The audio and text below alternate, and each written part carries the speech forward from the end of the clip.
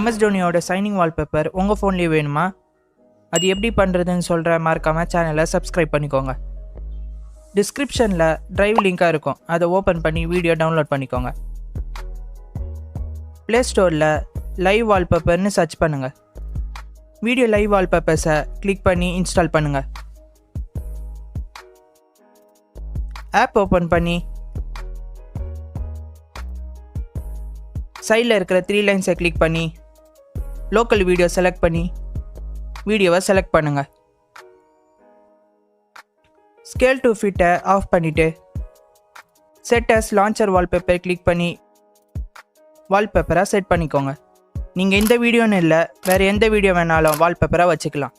Try பண்ணி பாருங்கள்.